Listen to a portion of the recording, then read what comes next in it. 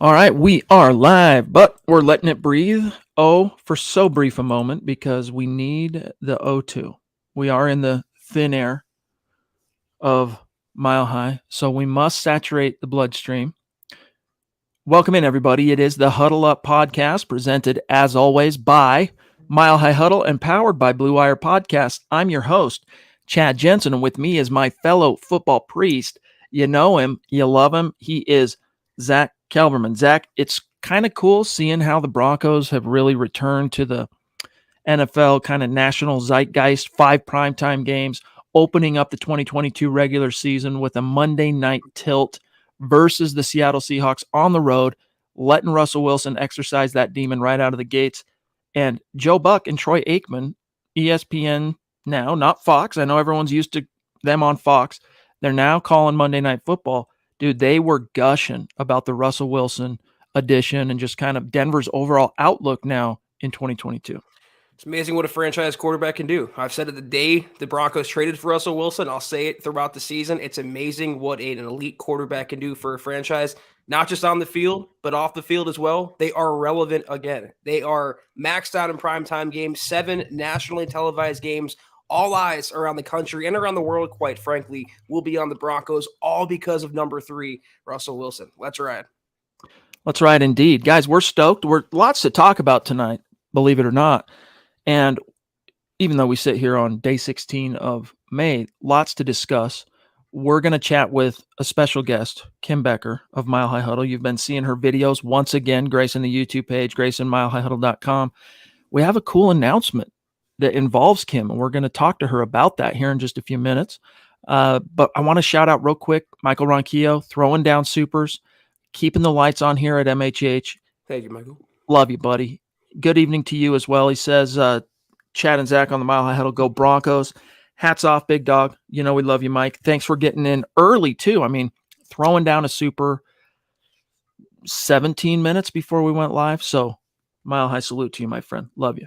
Appreciate you as always, Michael. Thank you. A few other quick hellos to those of you who are hanging out in the chat, getting things rolling while we got the stream up and rolling. Appreciate you. We got the Duchess. We got Chase. We got Dale. We got Mile High Mike on YouTube. Jeff. Man, this is really cool. Albert Knoppers is in the house. Greg Smith is in the house. Very, very cool. You know what? Instead of Eric Weber as well, good to see you.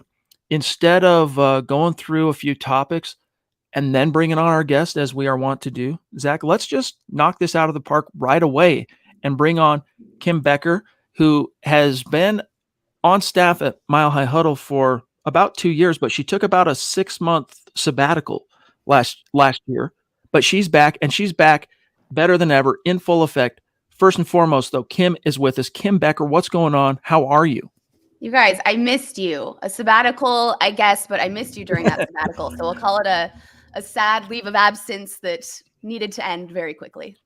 But now you're back. That water is under the bridge, and we are stoked. Before we get to announcing some really fun, cool stuff that involves you, that involves Mile High Huddle, what is your take on this? We were just talking about how Troy Aikman and Joe Buck, and I'll pull up the article for scratch and sniff reference, but how they were gushing about Russell Wilson and kind of Denver's return to relevancy. Do you view it that way? And if so, why?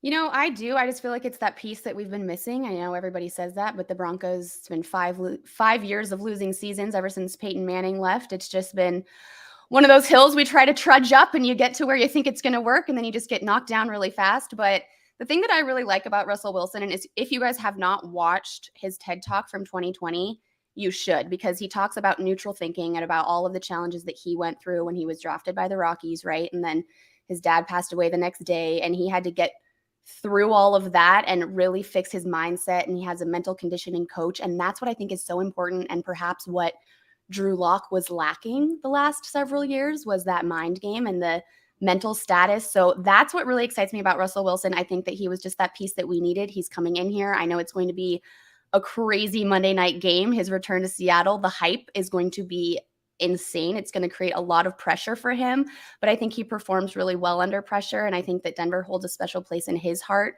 And I just feel like it's right. And I know Joe Buck and Troy Aikman, of course, were gushing about that Monday Night Football game because it's also going to be their first game on ESPN that they are going to be broadcasting. So I think it's just going to be a really incredible night, but I do think it's going to set the tone for the rest of the season. So, we hope that Russell Wilson will be able to perform under that pressure and do well with the team. But if he does, I think we're going to have a really exciting year. Some viewers on Kelberman's Corner who tuned in to watch us knew that we couldn't say one quarterback's name. That was Deshaun Watson at the time. But Kim, you broke the cardinal sin of the Huddle Up podcast mentioning Drew Lock's name in the same sentence as Russell Wilson. But it's true. He has all the resources and, more importantly, the talent and I think the mental capacity to make it as an NFL quarterback, as he's already done. And I mentioned relevancy. It's something George Paton talked about last offseason. He wants to get the Broncos back to the championship standard left before him by Pat Bowlen. And look what Troy Aikman says right there, Hall of Fame quarterback. I expect them to have a good season, and a big part of that, of course, is because of Russell Wilson. No one was saying that because of Drew Lock, because of Teddy Bridgewater, because of Paxton Lynch, because of Joe Flacco, any other quarterback before him. Russell Wilson is a tier, 3 tiers among everybody else, and it's already paying dividends. Kim, it's interesting you bring up the neutral thing because actually I wasn't aware of that TED Talk, and now I'm like going over some of the things I've heard Russell Wilson say as a Bronco, one of which was when he was introduced as the new Denver Broncos quarterback March 16th, he was asked about new head coach Nathaniel Hackett's kind of exuberant energy and just kind of his I don't know, it's kind of shticky a little bit, but maybe not so much. Either way, what are your thoughts on that, Russ? What's it been like kind of being exposed to that? Yeah. And he was like, I'm going to paraphrase Russ here, but he's like, yeah, it's cool to be around. I'm going to be a little bit more neutral, but yeah, it's really great to see. Now that makes sense. Yeah. Now, for those of us, including myself, shame on me for not knowing about this TED Talk. Can you elaborate a little on what that means, the neutral mindset? It's like it's a 6-minute video. You can find it. He did it in 2020. He talks about it's basically an analogy to being a car that when you are going, forward and it's not going well for you, like when the Seahawks, right? He's had a couple tricky years with the Seahawks and it's not going well. He said you have to put yourself in neutral and you are deciding where you're going to go when you're in neutral, because negativity just keeps going and you can't think negatively all the time because it will just continue to roll and it will take you places that you don't want to be, but it doesn't stop because the negativity will just push you in bad areas. So he says you need to get back into neutral and change your mind into neutral thinking, into positive thinking. And then that way your car or your vessel or your being or your journey will be pushed in the right direction. Somebody's read The Secret. Yeah, maybe. The law of attraction. Yeah. Kim, we want to keep talking about this, but let's get the cat out of the bag. Starting on Monday. Pardon me. We're talking Monday. Starting on Wednesday. I think I botched this the last time too. Kim's new podcast. We've been hinting about this for a while now, for, I don't know, probably about a month since Kim and I started talking and back in the saddle and we're rocking and rolling. Wednesday mornings. Wait a minute. Yeah. Yes. Okay. I was doing that while we were talking. I know. 8 a.m. Mountain Time. Live streaming, hosted by Kim. We're going to get some much needed female analysis into this conversation here at Mile High Huddle. We're super stoked. I know everybody's going to be showing up in force to hear you break it down and go through the relevant Broncos topics of the day, but tell everybody what's going on. Like Michaela here, stoked to see you. Michaela. We call her the Duchess of MHH here. She's so awesome. I remember Michaela. There were lots of shout outs by Michaela when we did Kelberman's Corner, Zach and I, the old Kelberman's Corner back in the day. So no, I think this is going to be really exciting. I mean, for those of you maybe that don't know who I am or my background, I'm from Denver. I've been a Denver Broncos fan my whole life. I work in football media, so I just follow the Broncos and I love them. And it's been so long that I've been this excited about the team and the season. So joining these guys, this was really my first go at sports broadcasting and sports media about 2 years ago, was joining Chad and Zach and Mile High Huddle and everyone, and they welcomed me with open arms and gave me a ton of opportunities, and I don't take any of them for granted. And this is another one, and I'm just really excited to be able to give some of my takes, and I also want to be able to invite some of you guys out there on with me, and I want you guys to be able to talk with me and ask me questions too, because I love what you guys have here at MHH, and that's the connection with the fans, and I want to make sure I really incorporate that as well. So I'm really excited. What we have, Kim, here at MHH, what we have. What we have. You're right. What we have. We call it a Michaela bomb on this show, and it's very well deserved. And congratulations, Kim, on your new show. I know you're going to kill it. And you have already a fan in Dale who correctly guessed that you're going to get your own show on MHH. Zach, great name, did as well. He agrees with Dale, and he was pretty excited about it. He likes your football IQ, so I think you're going to have a good audience. I think you're going to deliver a good product, and it's an interesting venture. I'm excited to see. I expect to see Dale there then Wednesday morning. You see it, Dale. Hey, maybe even every once in a blue moon, you can get Kelberman to show up on Wednesday morning and kind of rekindle some of that Kelberman's corner fire. Hot takes that hold water. Come on, Kelberman. You gotta do it for me. Come on. We'll have Kelberman's corner coming back. I pitched Kim's corner. You weren't crazy about it, so we still have KK. That's your thing. The original KK. EJ though is excited for you. Kim is very knowledgeable of all things Broncos. Appreciate you, EJ. Michaela likes some KB talk, so. Good stuff. Good vibes. Guys. This is yes, so fun. indeed. I miss this. Yeah. It's going to be a gas. So, guys, we will obviously expect to see as many of you as possible Wednesday morning when the show kicks off. Becker's Broncos Bites. And, hey, drive time for a lot of people in the Mountain Time Zone, for a lot of folks that are just getting to work maybe at 8, put it in the earbud, contribute to the conversation. We need all hands on deck because it's just going to be trust. It's going to be quality content, and we're looking forward to it, Kim. So thank you for making some time for us here tonight. We'll look forward to seeing you again on Wednesday. And then how can people connect with you on Twitter and social media outside of the live streams? Yes, appreciate it. So my handle on both Twitter, Instagram is at Kimberly J. Becker, right there in the corner. Here in the corner, I guess that's how people do it these days. So connect with me there. I'd love to hear from some of you guys. Go ahead and DM me. My DMs are open. So let's go. I want to get to know some of you guys on a personal level. It'd be so fun. RIP your DMs. Hey, I keep mine open too, just because you know what? I've actually had good luck. Not so much good luck, but I've had a few fortuitous things occur because I kept my DMs open for what it's worth. Same. From a business perspective. So anyway, Kim, you're awesome. Thanks for making time for us. We'll see you on Wednesday morning. Appreciate you guys. Thank you. We'll see you Wednesday. All right. There she goes. Kim Becker. Becker's Bronco Bites. Becker's Broncos Bites. Wednesday. Every Wednesday. Right here on Mile High Huddle. It's going to be a gas. Don't miss it, guys. Howie frickin' day. What's frickin' going on, dude? How are things in your frickin' neck of the woods, my dog? Let's ride indeed. I want to get Zach to some of these quotes specifically from Aikman and Joe Buck. All right.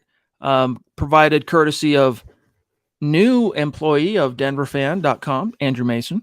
Quote, this is Troy Aikman. I like Denver. I expect them to have a good season. And a big part of that, of course, is because of Russell Wilson. And then he went on, Zach, to say, the guy has just won. He's taken all but a couple teams to the postseason. I think he's had one losing season. That was last year. I think the guy is a winner, and I think he's going to win in Denver. Close quote. And as I'll remind everybody real quick, Zach, before I serve this back over to you, 10 years did Russell Wilson serve as Seattle's starting quarterback. Only 2 of those years did they miss the playoffs. And as Aikman rightly points out, only one of those years was a losing season. Yeah, and that came because of an injury. And even so, you compare Russell Wilson's stats last year, career lows, it was better than any Broncos quarterback since Peyton Manning, I'm pretty sure, or at least in the same vicinity. So he is a winner. He's proven to be a winner. He's a 9-time Pro Bowler. He's a former Super Bowl champion. They don't grow on trees. They're not available very often. They haven't come to Denver very often, especially since Peyton Manning, but he's in Denver now, and he's working with Peyton, which we talked about on yesterday's show. So it's definitely exciting, and I'm happy he's getting the national attention that he deserves, and I think Denver deserves as well.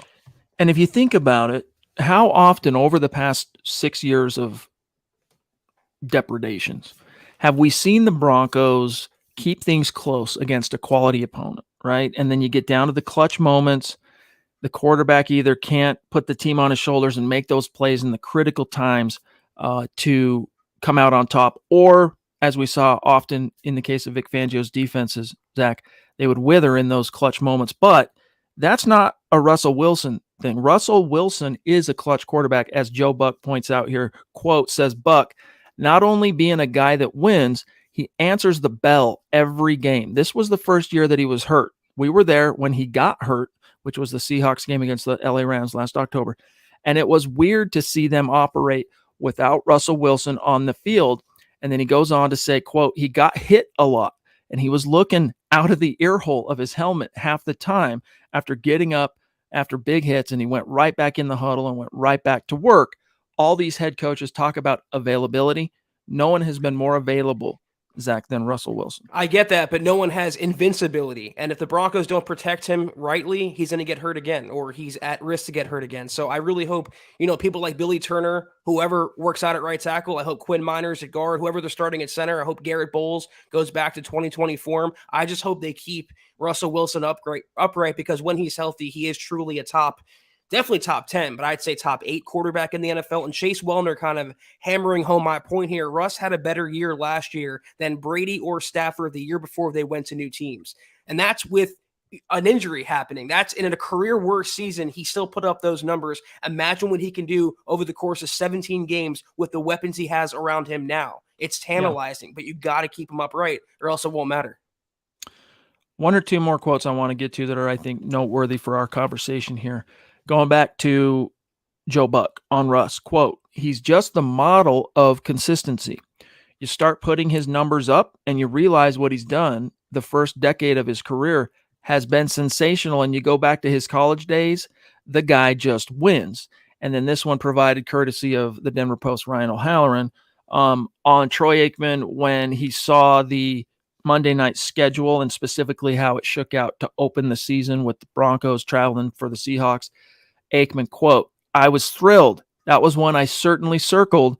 To have it right out of the box is awesome. Wilson will be fantastic, close quote. So they're betting already, Zach, that when it comes to the opportunity of returning to his old stomping grounds for the first time, as a opponent, as a foe, he will be equal to that opportunity. Yeah, and the Broncos are already 3.5-point road favorites for that game. And I think that line will increase in their favor as the months and weeks go on. But yeah, I think he's going to be out for revenge. Even if he doesn't admit it, he'll never publicly take a stand against Seattle. He's too much of a consummate pro to do that. But inside he wants to beat down Pete Carroll, beat down John Schneider, beat down Drew Lock or Geno Smith, whoever's quarterbacking Seattle, and prove that he's still an elite guy. And they made a grave mistake trading him. And their mistake will be the Broncos' benefit.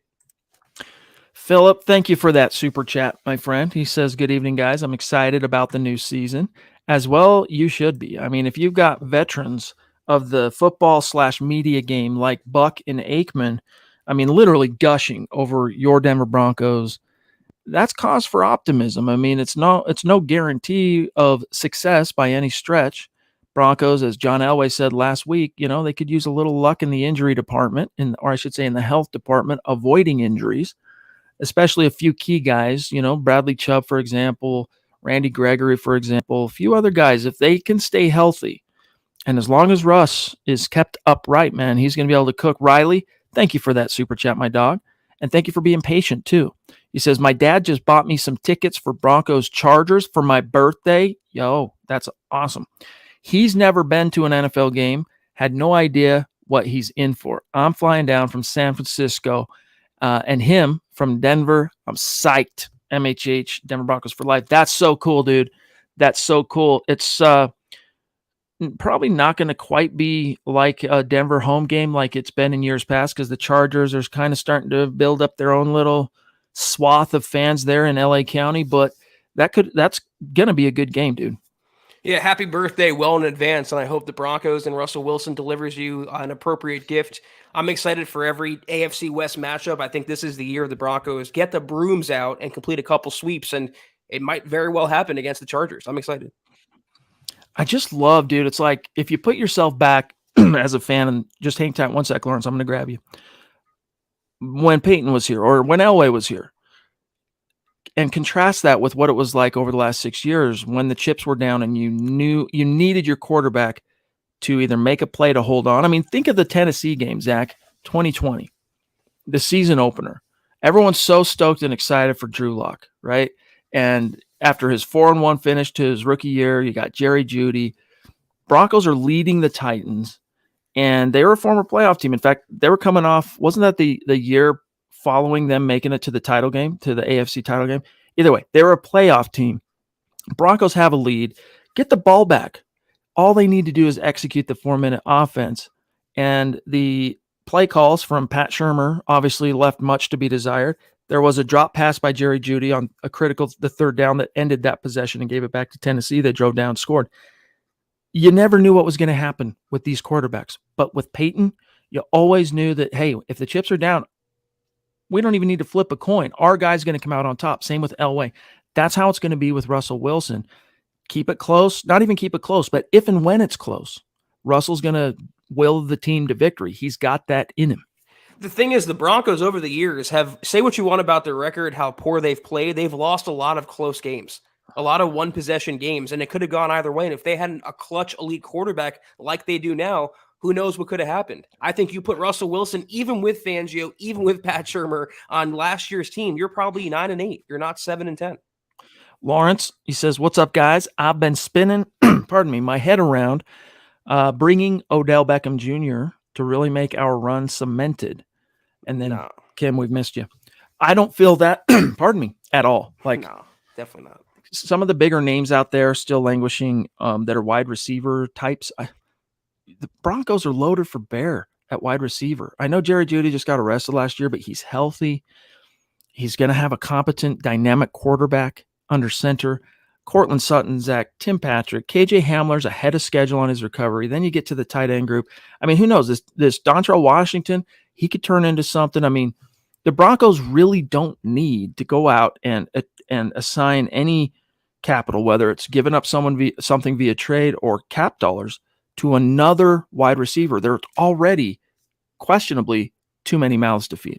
And then beyond them, like you named, you have the likes of Kendall Hinton and Tyree Cleveland and Seth Williams and Travis Fulgham.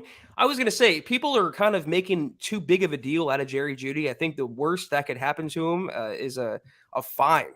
I don't think he's going to get suspended, but even if they lost him, God forbid, for an entire season, they have more than enough weapons as is with the players we just named. So Odell Beckham wouldn't do much. I feel like he only thrived last year because the Rams were an eventual Super Bowl winner. It was the perfect locker room for him, but he's always going to be that volatile player that punches field goal nets on the sideline and proposes to him, whatever Odell Beckham did in New York. I don't want any potential culture disturbances in Dove Valley, and that's what I think he could be under the wrong circumstances. Claude Riley, thank you for the stars, my friend. It means a lot. We really got to crank if we're going to hit the goal of 200,000 stars on Facebook this month. Ben says, until now, Broncos Russ is our missing piece, but we had a weak coaching staff on offense with good talent. Aikman never really liked the Broncos, so he never would acknowledge. Very fair and very true, actually. Never got a lot of opportunities to call Bronco games because he was an NFC network, but still, fair point. Real quick, Zach, I want to draw everybody's attention to another new development. We've been promising you a lot of new things and changes here at MHH, and it's happening. Not only, Legends of Mile High with Thomas Hall, Kim's new podcast that's debuting this Wednesday at 8 a.m. Mountain Time, but our new merch store. Same URL that you're all used to, huddleuppod.com.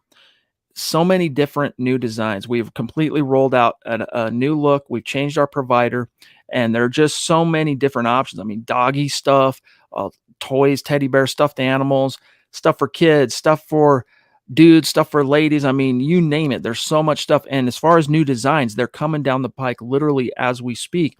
Right now, for the next 7 days, you go to the shop, huddleuppod.com, pick whatever you want. You want a new something special for the phone, you want a new t-shirt, whatever it might be, a case, go to huddleuppod.com. 15% off right now at the shop. All you got to do is, as you can see on this big orange banner, click redeem to get that 15% off. You're in like Flynn. And you might have noticed as well, right below this video box, if you're on YouTube, where you see Zach and I talking Broncos this very moment, you scroll down, you can see that you can actually buy merch now within YouTube from our channel. So different developments. YouTube reached out to us, let us know kind of how to get that set up and how to move forward, and very kind and helpful. So we're doing it. And hopefully it makes things, Zach, not only easier on everybody that is supportive and patronizes our merch store and helps us to keep the lights on here at MHH, but providing, I mean, look at this, endless options. I mean, right now, Zach, real quick, and I don't want to spend too much time on this, but if we go to kids and babies, all right, just kids and babies, all right, look, all kinds of stuff, okay, from bibs to onesies to beanies to hoodies to face masks to you name it. So guys, go to huddleuppod.com, check out some of the new designs, some of the new different t-shirts and options. We're going to have a lot of newer stuff coming down as far as logos and different designs. But I'm telling you right now, if you go to huddleuppod.com, you're not going to see the same old merch. So, and again, remember, last thing, it's another way to help support your football priests and all of us here at MHH and what we're doing on a daily. I remember when we launched the store, bare bones as it was, the response was overwhelming, Chad. We still get orders to this day fairly consistently, and you guys just attacked it with ferocity. So we definitely appreciate that. We know you'll do the same thing for the redesigned website. So go check that out when you have some time. All right. Appreciate you guys. And remember, hey, scroll through as you're listening to us talk Broncos right here on YouTube. Here we have Big Raider Drox jumping in. Appreciate the super chat, my friend. He says, can you please do an AFC West record prediction? Love the show. What are your thoughts about Josh McDaniels? Zach, I'm going to reverse engineer that and start with McDaniels. I am not a believer in that Josh McDaniels is all the much wiser for his time in Denver on his second go-around. I mean, there's something to be said, in fairness, for a coach who on the first go-around as a head man, swing and a miss, and then the second time they find success. I mean, Mike Shanahan, Gary Kubiak, both won Super Bowls with their second team as a head coach. So it's not outside the bounds of the plausible. It's just that from a character perspective, any former player I've talked to, anyone that worked around or with Josh McDaniels during his 2 years here, he was just not known as a very good human being. And when you got, hey, football brain from here to the moon. The dude's very smart, knows a lot about football, spent a lot of time under the wing of Bill Belichick, spent a lot of time under even the wing of Tom Brady. But if there's a disconnect, Zach, between football IQ and let's just call it heart, therein to me lies potentially a problem. I remain in a believe it when I see it kind of mode with regard to Josh McDaniels and the Raiders' success. I mean, it's easy to clown on him for how disastrous he was in Denver. I'm going to try to be reasonable and realistic and objective. I thought the Raiders had a head coach already on the roster in Rich Bisaccia, and they should have kept him around. He literally took them to the playoffs after the John Gruden disaster. I thought he galvanized the team. He deserved a shot. I like what Josh McDaniels did in terms of bringing on Patrick Graham as his DC. I think their defense is going to be a lot better than they already were improving on. And I like that he kept Derek Carr. I happen to believe, as do you, that Derek Carr is criminally underrated. And I know he's an enemy. I know he's a foe, but that's the fact to me. He's a pretty damn good quarterback, and they could have easily flipped him out for a rookie. They could have started Marcus Mariota over him. They didn't. They kept him around. They kept Darren Waller around. They kept the core, and they added to the core with Devontae Adams. I like that move to make the offense a super offense because that's McDaniel's specialty. What I don't like, though, or what I do like from the Broncos' perspective, is hiring Tom McMahon as the special teams coordinator. They're going to be a disaster because that's what his coaching begets, and I can't wait to see that dumpster fire take place. And like Chad mentioned, is Josh McDaniels a different person? Every move looks great in February, March, April, May, whatever. What are you going to do come September, October, November, December? In clutch or epic situations, how is he going to respond? Is he going to call correct challenges? Everything that goes into being a head coach, not just player management, but personnel management, game planning, game play calling. That's what I want to see out of McDaniels. Otherwise, what do we have to go on? An epic flame out with the Broncos. Yeah, I guess Big Raider Drox, first step was he didn't immediately arrive in Vegas and trade the team's franchise quarterback. So that's a good thing. Quick record prediction. I'm not going to do records, but I'll give you how I think the AFC West is going to shake out in terms of hierarchy in the standings. I do think this is the year the Chiefs take a little bit of a step back. Not a massive step back, but I don't think the Chiefs win the division this year.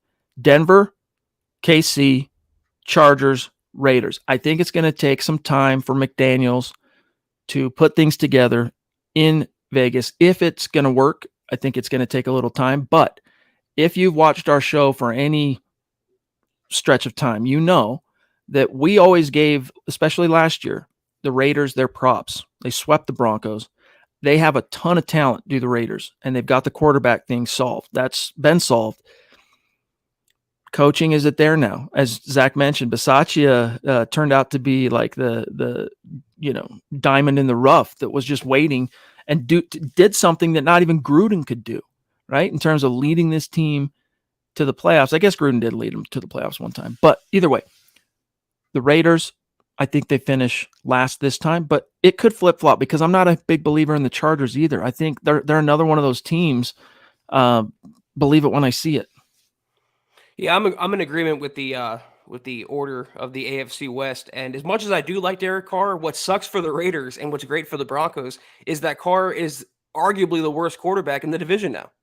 He is. He's fourth best. So what lemonade can Josh McDaniels and Devontae Adams and that whole offense, what can they do with all of that? Can they be better than Patrick Mahomes, Russell Wilson, and Justin Herbert? I don't think so. I do think the Broncos will finish second, like Chad said, 11-12 wins, and they will contend. They will make a late season push for the crown because I agree with Chad. Kansas City's going to take a step back. Albert Knoppers, legendary member of our community, he says, when Wilson wins a Super Bowl with the Broncos, will he be the first quarterback that wins with the team that he's beaten? Yes, he would be in the Super Bowl. First of all, he becomes the first quarterback to start. When he does finally start week 1, he will become the first quarterback to start for a team he defeated in a Super Bowl ever. So then it goes without saying that if they win the Super Bowl, yes, the answer to that would be yes. Yeah, I think we're burying the lead here because Albert started by saying when, not if Wilson wins the Super Bowl. So I love the optimism. I love the confidence, Albert. And yeah, it will be thrilling if that does happen. When that does happen, excuse me. Yes, indeed. Okay, let me so Scott brings it up. Not a ton of guys who have won as a starting quarterback a Super Bowl, 2 different teams. So Kurt Warner almost became the first quarterback to pull it off when he led the Cardinals to a Super Bowl, came up just short against Big Ben and the Steelers. Peyton Manning in Super Bowl 50 then became the very first quarterback ever to win a Super Bowl with 2 different teams. Then Brady matched it. So there's only 2 Qs that have ever done it. And I don't think it's really outside the bounds of the possible, Zach, to hedge that Russell Wilson could become the third sometime in the next 3 years. I think based on what we've seen lately in the NFL, nothing is impossible in any circumstance. And the optimism is extending to Stop Chill here. He says, can't wait to see Wilson lighting up the entire NFL this year on his road to being the MVP. Wilson will have 4,800 yards, 46 touchdowns, and 9 picks. It brings up the topic that I saw on a recent podcast. I can't remember which one. It was what's likelier, the Broncos winning the Super Bowl or Russell Wilson MVP. And I'm thinking to myself, if they win the Super Bowl, it'll more than likely be because Russell Wilson was playing at an MVP level. So regardless, I'm not big on personal accolades, but I hope the Broncos do have a quarterback that hits those numbers. And I got to be honest, with the supporting cast he has and the coaching he should have, it's attainable. It's not unrealistic. No. Now, we don't want to crown them before they've even taken a regular season snap with Russ, but I'm telling you, there's some there. All right, let me jump back into this chat here. We're at about 33 minutes, so we're doing okay. A lot of props for Kim and her new show. Love seeing that. It's going to be good stuff, guys. And by the way, look, here's Terry Rigg. It's been a minute. Good to see you in the chat. Hey, don't feel too bad. You're here now, so it's all good. And the Avs have been very deserving of fandom. Dan, what's going on? Appreciate you. Really do.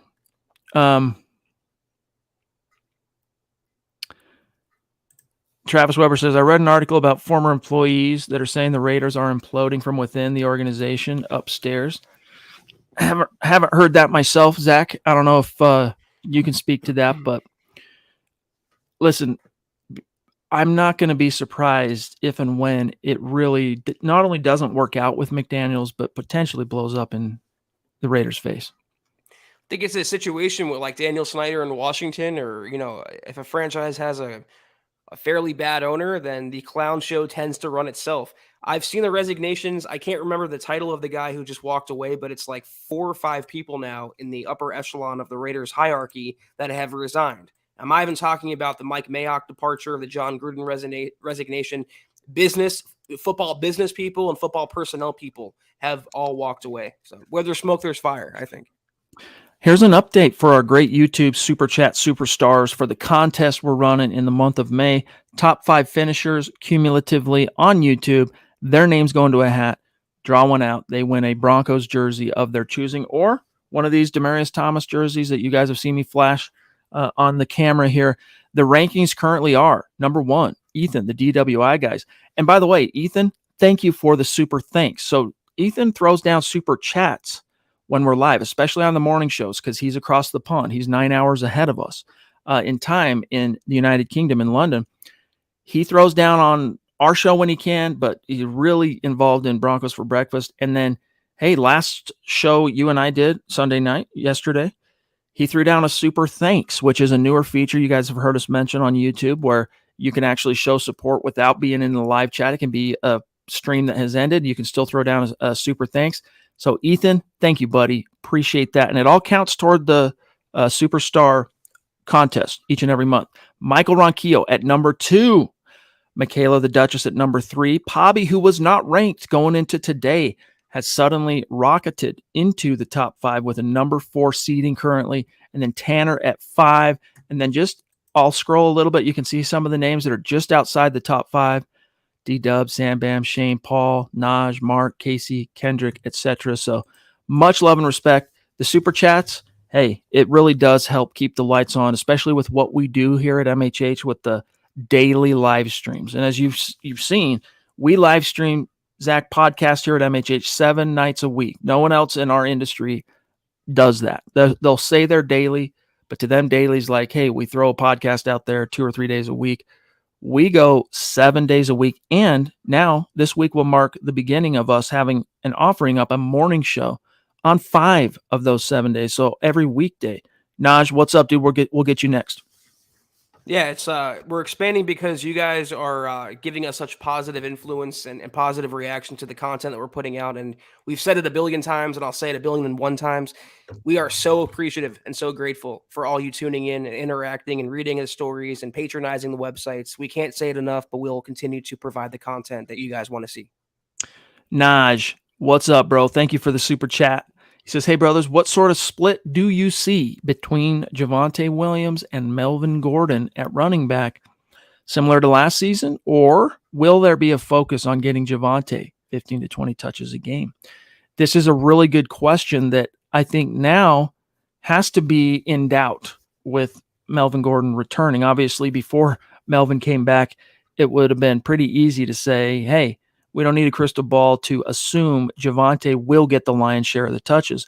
But now with Melvin Gordon back, it's a little bit harder to say or answer, will he? But, Zach, if there is something that levels the playing field here, it's a new coaching staff. So none of them really have the ties / loyalties to Melvin Gordon. There is, Javonte's as fresh to them as Gordon is.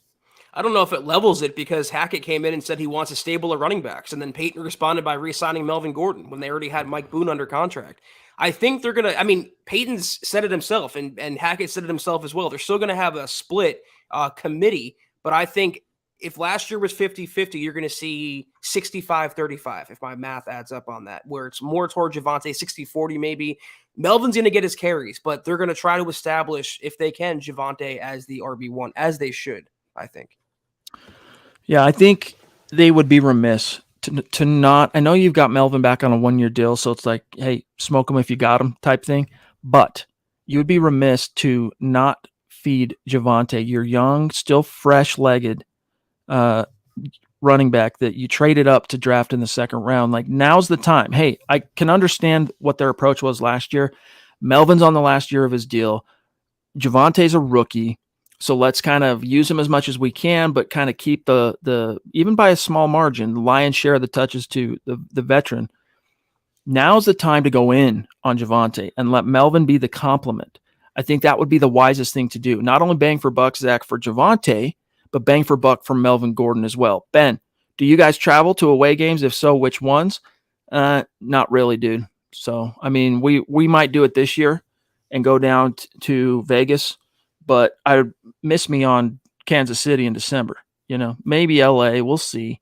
Mostly we like to stick to the fun stuff we do with the meet and greets at home. I was going to say about the Gordon-Javonte split, game flow will dictate a lot of what they do on a weekly basis. If they're up and they have a big lead in the second half, they're going to run the ball more. Maybe use Javonte as the closer, or maybe they might use Melvin Gordon to keep Javonte healthy.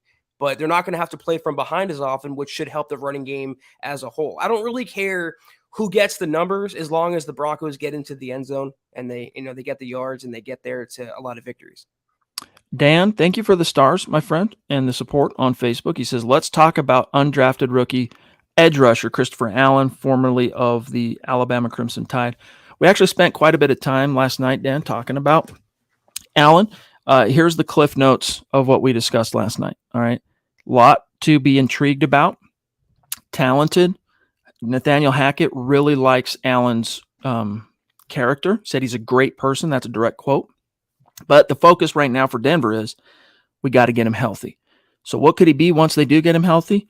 There could be something there, but first things first, get him on the field after he suffered a broken foot early on in his last season at Alabama. I think what we know about him right now is he's pretty much locked into at least a practice squad spot after the Broncos paid him $180,000 guaranteed as a college free agent. So they have high hopes for him. They feel like when he's healthy, he could be a serviceable pass rusher. I don't know about future starter, but definitely like a Malik Reed situational backup edge rusher. You can never have too many, as Hackett has said, and they think that he can be another guy in the cog in the machine.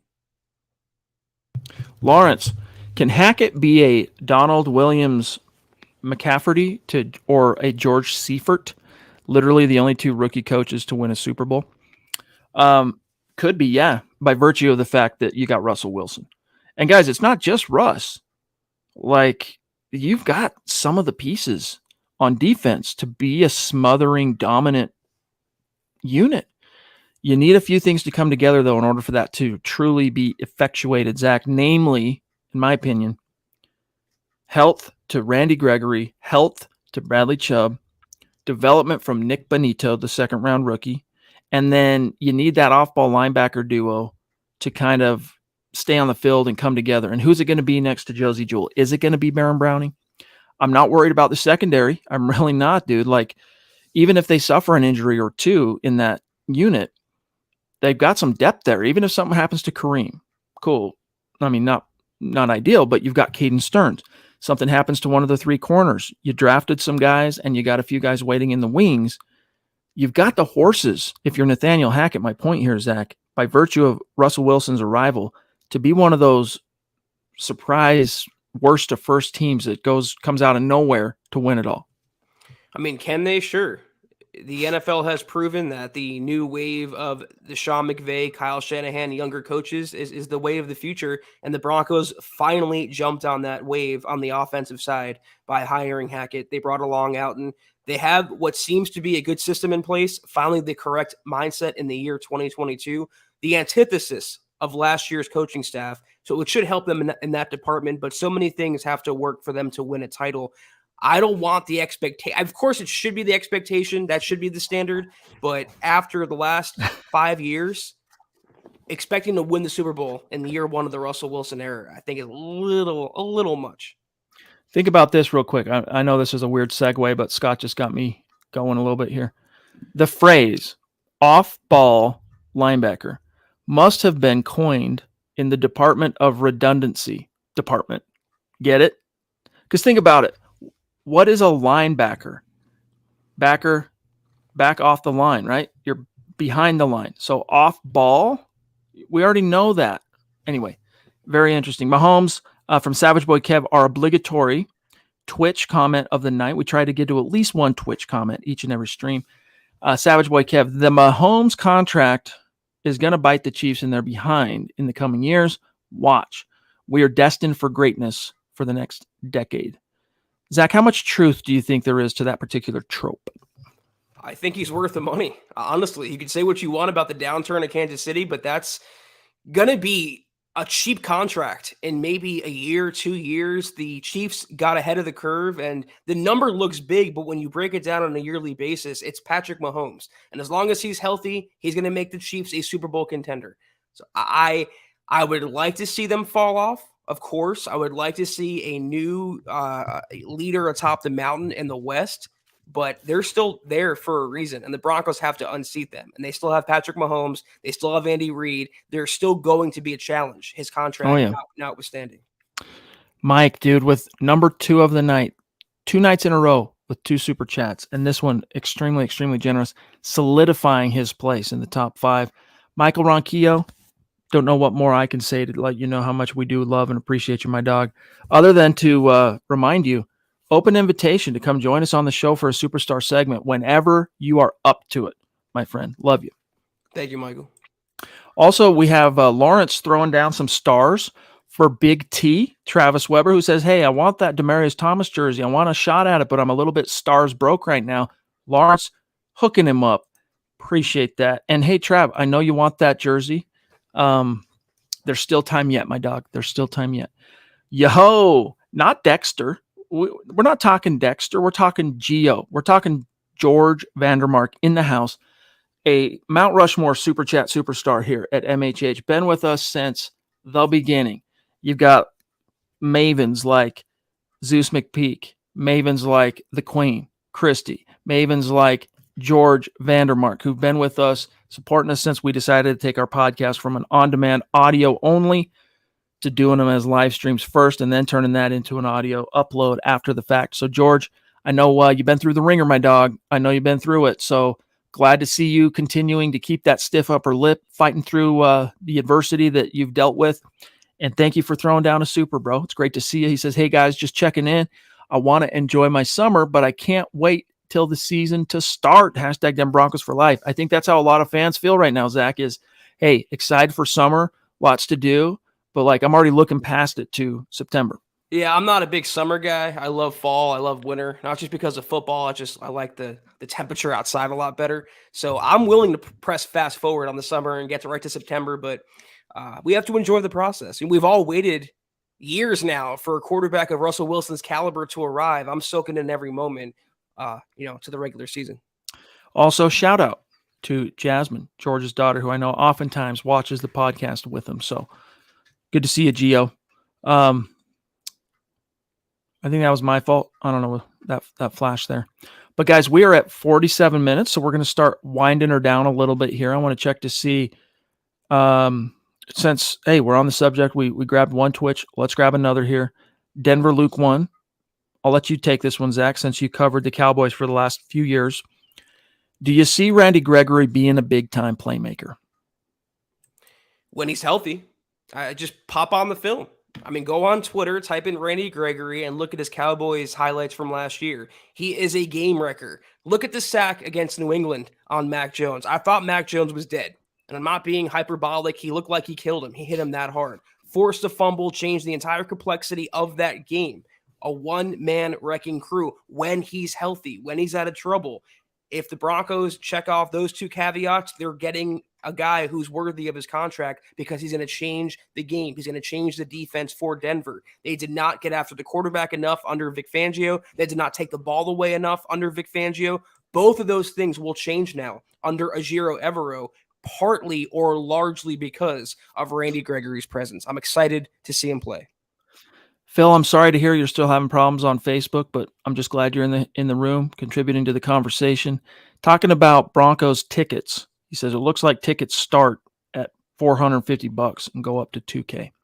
So you're going to see a climb they go up every year, it seems like anyway, but if you can remember back when Peyton came here, things kind of started to reach a manic proportions under Tebow, just like the way that 2011 season shook out. And then that was kicked into the stratosphere when Peyton came the following offseason. And it just became a dang expensive prospect to try and get tickets to a Broncos game. If you're not lucky enough to either be a season ticket holder or you get in early on the single game, when they open it up for single game purchase, which they just did this last week on the secondary market, I'm telling you, man, you're going to be spending $400 or $500 as a floor for nosebleed seats. That's just the score. I mean, what were Broncos tickets last year? $150, $100, whatever. If I would have told you, you guys would be enjoying Russell Wilson as your quarterback, but you have to pay a couple $100 more to see him play, would you not sign up for that? Every fan would, of course. So that comes with the cost of doing business, of having a quarterback of that magnitude. The Broncos being a primetime relevant team now, they're going to be more expensive, but they're hopefully delivering the fans a product worthy of that price. Amen. Karen on YouTube says, why didn't we ever train a quarterback up like we failed to do for years? And why would any quarterback want to come to Denver as a draft pick ever? They don't have a choice. Well, yeah, I mean, that is what it is. But it wasn't for lack of trying. That's for dang sure. The Broncos tried a lot of different tacts. I mean, every solution they thought they had turned out to be the wrong one. I think in most cases, with the exception of Paxton Lynch, that was just straight up a bad pick. Like, sorry, John Elway, no excuses on that one, dude. You just didn't do your due diligence. Sorry, bud. Paxton Lynch was an embarrassment. But let's think of some of the other solutions. Trevor Siemian sat behind Peyton Manning for a year, learned some things. They thought they might be able to get by for a year with him. And I understood that, but while you bring along Paxton Lynch, didn't work out that way because Paxton just wasn't even close to what you thought he could be. The biggest issue here, why these different quote-unquote solutions at quarterback failed to thrive, I'm talking from Joe Flacco to Drew Lock to Chad Kelly, Case Keenum. Say it. Who? Coaching. That's why. That's why they fail to thrive. They've had Mike McCoy, Bill Musgrave, freaking Pat Shurmur. How do you expect to thrive in that environment? And look at the head coaches, Chad. Vance Joseph, Vic Fangio. Vic Fangio outright publicly hated his quarterback in Drew Lock. He did not try to hide it. So how can any quarterback thrive under those circumstances? They can't. Coaching. Guys, if you have, like Phil, any kind of problem throwing down stars on our live streams, he brings up a point here. Another way to support us on the merch store. Go to huddleuppod.com. We just rolled out, as you heard us earlier, a whole new experience, multiple new options for you. So, Phil, I'm sure you'll get it figured out. If not, hey, let not your heart be troubled. Last one for tonight, guys, and then we got to dip on out of here. From Ben Wallman, what kind of impact do you feel Chubb will have being opposite of Gregory this year? Zach, I think if Bradley Chubb stays healthy, and that's the dadgum asterisk caveat anytime Bradley Chubb's name comes up, but if he stays healthy, the only time he was healthy and available for the Broncos in a full season was as a rookie. What'd he do? Turned in one of the most prolific rookie campaigns as an edge rusher in the history of the NFL, 12 sacks as a rookie. Now owns Denver's rookie sack record. So I think that's what you get from Chubb if you can keep him on the field, is a steady presence. He can set the edge in the run game and get after the passer on third down. Upside is somewhere between 10 and 16 sacks for Bradley Chubb if he stays healthy. Yeah, if Chubb likes money and likes having a career in the NFL, then he'll rise to the challenge. He has to stay healthy first and foremost, as Chad laid out. That's been his biggest thing. Can't help the club from the tub. Availability is the best ability. I mean, all the cliches apply to Bradley Chubb. He's in a contract year now, crossroads in his career. I think it could work to his advantage or disadvantage having those edge rushers like Randy Gregory and also now Nick Bonito. You have Baron Browning converting as well. He might get kind of, overshadowed. He might fall down the pecking order. I think if you get 10 to 12 sacks from Bradley Chubb, a healthy Chubb, I think you'd be very happy with that. You want more, but. Amen. Guys, thank you so much. Been fun talking with you.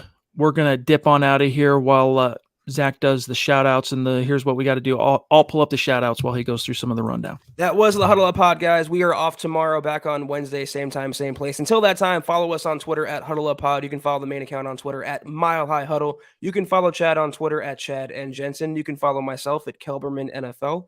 Follow Scott on Twitter at Scout Kennedy. If you guys want some merch, as you see right there on your screen, guys, new redesigned, amazing website, huddleuppod.com. Check that out if you want some merch. I know you guys do. And facebook.com/MileHuddlePod. Like that page, follow that page. Guys, please, if you haven't, go to Apple Podcasts and leave your football pre-save 5-star review for a chance to win some merch, as you see in front of you each and every month. But if you can't do those things, please do these 3 things. Subscribe, like, and share this video and every video you see on the MHH channel. It really helps us grow and reach more Broncos fans just like you. That's right. And you can get that 15% off still for the next 7 days, as you can see on the new merch store. Shout out to these great supporters on Facebook tonight: Gary Leeds Palmer, Ben Wallman, Howie Frickin' Day, Lawrence Rivera, Claude Riley, Dan Wilkett, and I'm going to throw in Big T, Travis Weber, plus our great Super Chat superstars. We got Michael Ronquillo throwing down like a boss. We got Riley. We got Phillip. We got the Duchess.